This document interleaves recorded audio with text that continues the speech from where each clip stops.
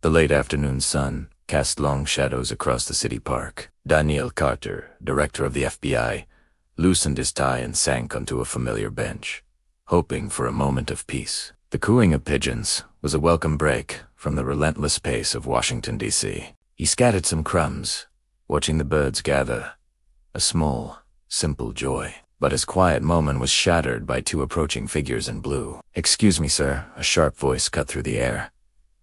Daniel looked up to see two police officers. Officer Henderson, his hand resting near his sidearm, had a look of suspicion etched on his face. "We've had reports of loitering. I'm going to need to see some ID." Daniel sighed inwardly. It was a scene he knew all too well, though usually from the other side. His suit, his calm demeanor, none of it mattered. The only thing the officer seemed to see was the color of his skin.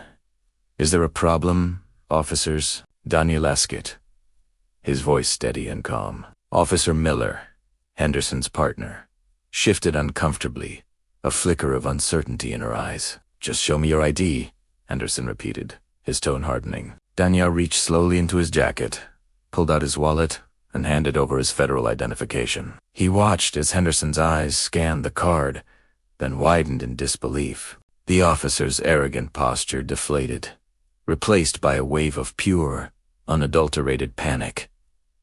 The name, the title, Director, Federal Bureau of Investigation. The blood drained from his face.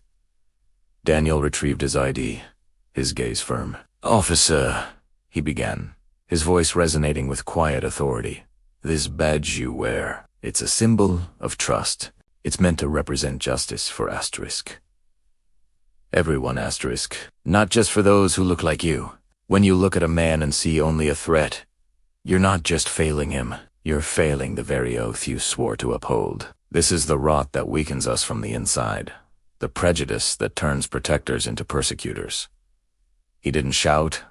He didn't need to. The weight of his words hung heavy in the air. The body cam footage of that encounter inevitably went viral, igniting a firestorm across the nation. Henderson was suspended, facing an internal investigation. But Daniel didn't push for his career to be destroyed.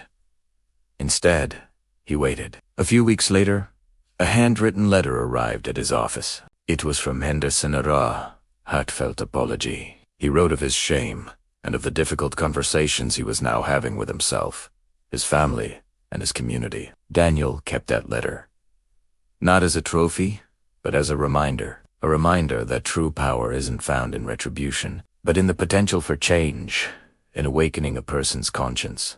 Back on that same park bench, he once again scattered crumbs for the pigeons. The weight in his heart remained, but now it was mixed with a fragile flicker of hope. Hope that one day, justice would be as blind as it was meant to be, and the badge would truly stand for all. Thanks so much for watching. If this story resonated with you, please consider liking this video and subscribing to our channel for more content that makes you think. Stay safe and be kind to one another.